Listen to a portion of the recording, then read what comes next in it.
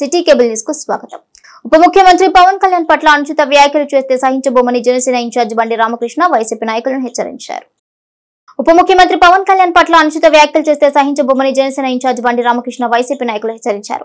Party కార్యాలయంలో ఏర్పాటు చేసిన మీడియా సమావేశంలో ఆయన మాట్లాడుతూ 2 నెలల కూటమి పాలనపై మాజీ మంత్రి పేర్ని నాని చేసిన వ్యాఖ్యలను ఖండించారు.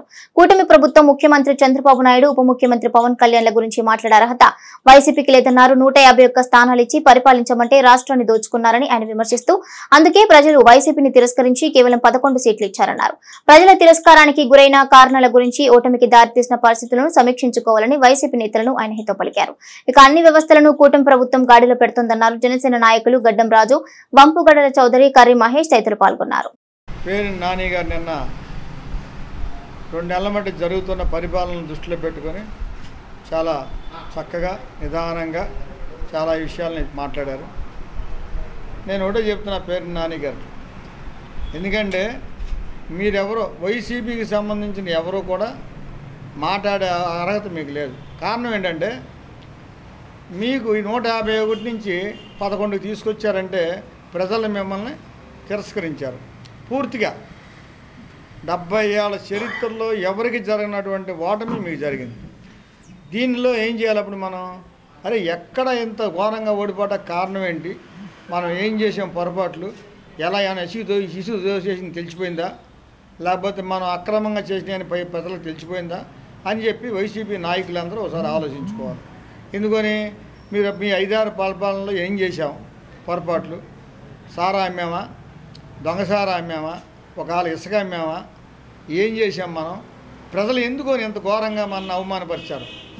పొరపాటు ఎక్కడ చేసి ఉంటాం గ్యారెంటీ, కానీ ఒక్కసారి సరి చేసుకోవాల్సింది పోయి ఇవాళ పెళ్ళి కాళ్ళకి పసుపారు లేదు, ఏరి పిల్లలు అంటున్నారు. మీరు 1 సంవత్సరం అయితే ఏంటో చూపిస్తారు, కంగారు పడితే అట్ట. అలాగే ఎక్కడో గొడవలు జరిగినాయి, ఇంత పచ్చిగా కొడుతున్నారు పోలీసులు అంటున్నారు.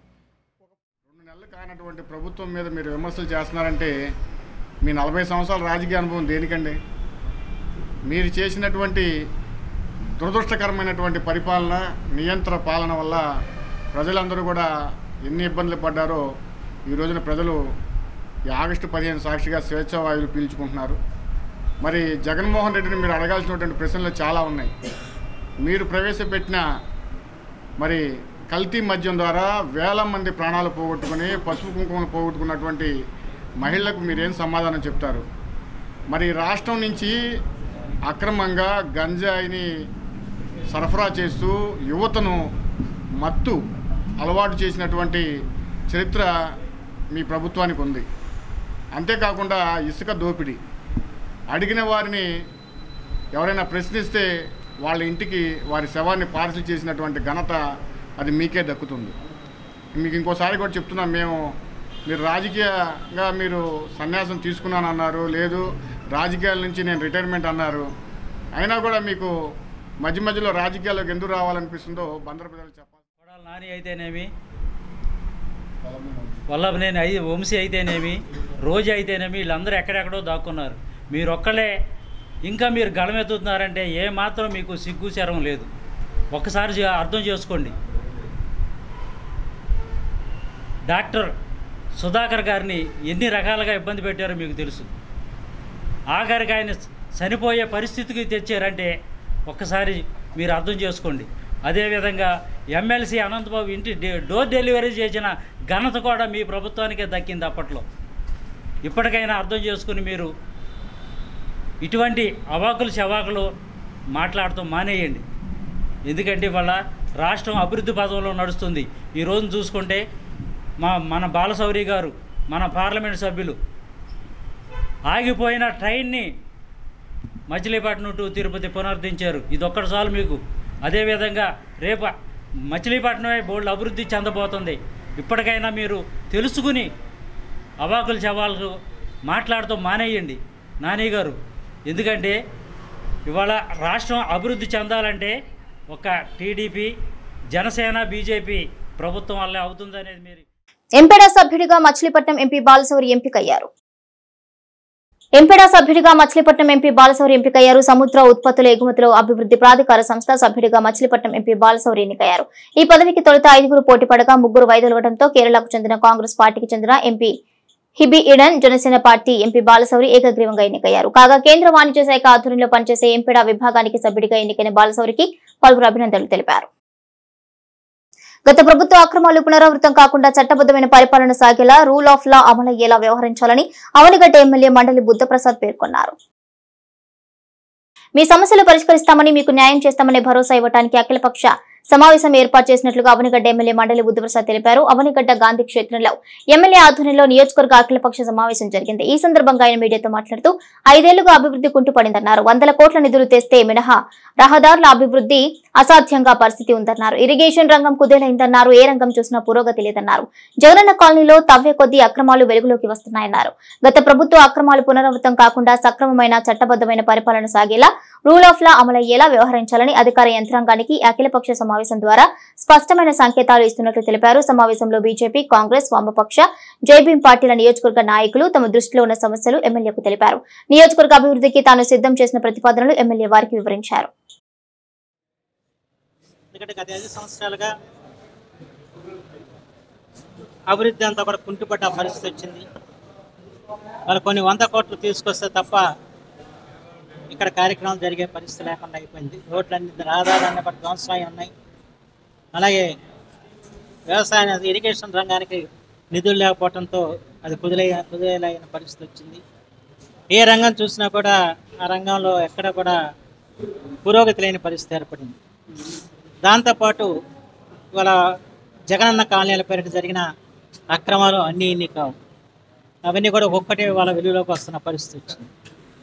ఈ పరిస్థితుల్లో మళ్ళీ ఎటువంటి అక్రమాలు లేకుండా ఒక సక్రమైన పరిపాలన రావడానికి, చట్టబద్ధమైన పరిపాలన రావడానికి, రూల్ ఆఫ్ లాలో ఇక్కడ వ్యవహరించడానికి అధికార యంత్రాంగానికి ఒక సంకేతం ఇవ్వడానికి ఈ సమావేశం ఉపయోగపడిందని చెప్పి నేను భావిస్తున్నాను.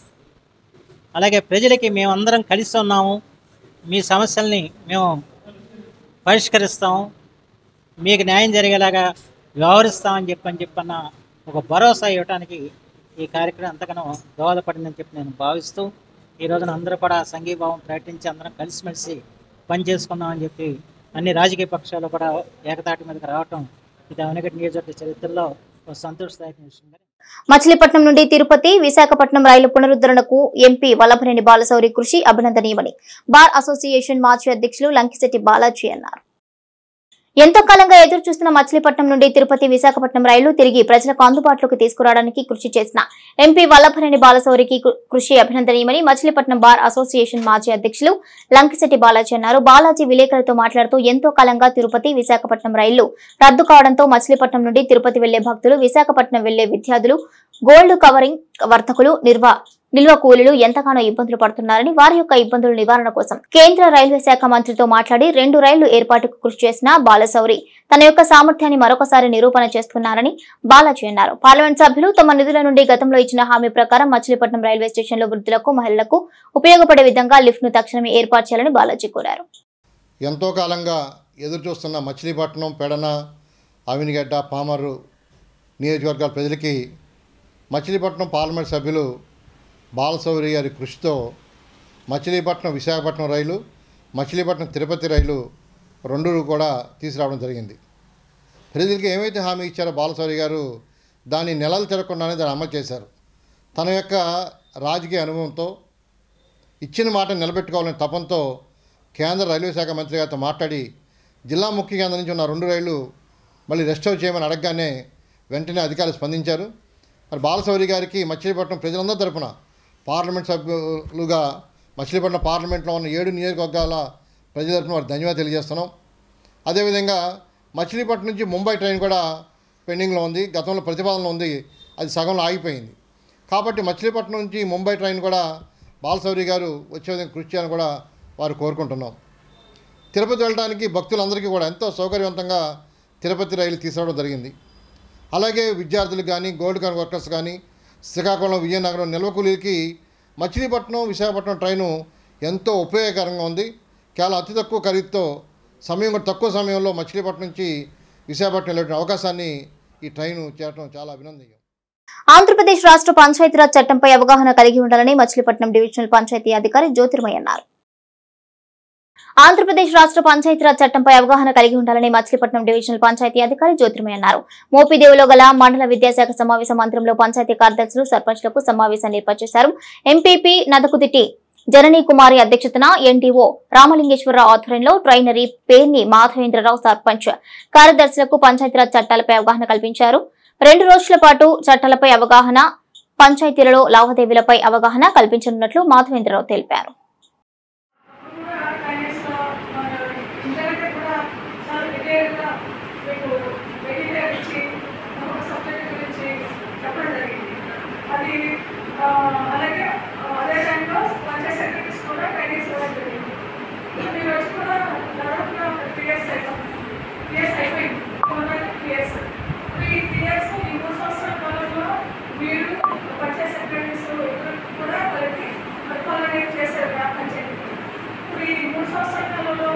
మీకు ఏమైనా సమస్యలు వచ్చిందే రావాలని చెప్పగానే సమస్యలు వచ్చినాయి, ఇక మీరు ఇంకా డెవలప్ చేసుకుంటచ్చు, మీ పద్ధతులు డెవలప్ చేసుకుంటచ్చు. అవన్నీ కూడా ఈ మీటింగ్లో ఇది ఓన్లీ మన వాలంటరీగా చెప్పి ఇంప్లిమెంట్ అవ్వాలి. మీ నుంచి కూడా ఆదేశించినటువంటి ఈ యొక్క ఆంధ్రప్రదేశ్ పంచాయతీరాజ్ చట్టంపై అవగాహన చట్టం కల్పించడం కోసం ఏదైతే గ్రేడ్ 1 నుండి 5 వరకు గల సెక్రటరీలకి అలాగే గ్రామ సర్పంచులకి కలిపి ఈ యొక్క అవగాహన సదస్సు ఏర్పాటు చేయమన్నారు. దీనికి గాను ఈ రోజున ఈ యొక్క మండల పరిషత్తు ఆధారంలో ఏదైతే ఇన్ఛార్జి ఎంపీపీ గారు ఉన్నారో జననీ కుమార్ గారు వారి యొక్క అధ్యక్షతన మరియు గౌరవ ఇన్ఛార్జి ఎంపీడీఓ గారి ఆధ్వర్యంలో ఈ రోజున ఈ యొక్క సర్పంచులకి మరియు సెక్రటరీలకి ఈ యొక్క ఆంధ్రప్రదేశ్ పంచాయతీరాజ్ చట్టము మరియు జీవోల మీద అంటే పరిపాలనపరమైనటువంటి ఈ యొక్క నియమ నిబంధనలు ఎలా ఉంటాయి, వాటిని ఎలా పాటించాలి, ఎలా ఖర్చు చేయాలి, ఎలా జమలు ఎలా వస్తాయి, ఎలా ఖర్చులు వస్తాయి, ఎలా ప్రణాళికలు వేసుకోవాలి, అలాగే గ్రామ పంచాయతీ అభివృద్ధి ప్రణాళికను ఎలా తయారు చేసుకోవాలి, దాన్ని ఎలా అమలు చేయాలి, అలాగే 15 ఫైనాన్స్ ఫండ్స్ ఎలా వస్తాయి, ఎలా ఖర్చు చేసుకోవాలి, జనరల్ ఫండ్స్ ఏ విధంగా ఎంత శాతం ఖర్చు చేసుకోవాలి. సిటీ కేబుల్ న్యూస్ సమాప్తం. నమస్కారం.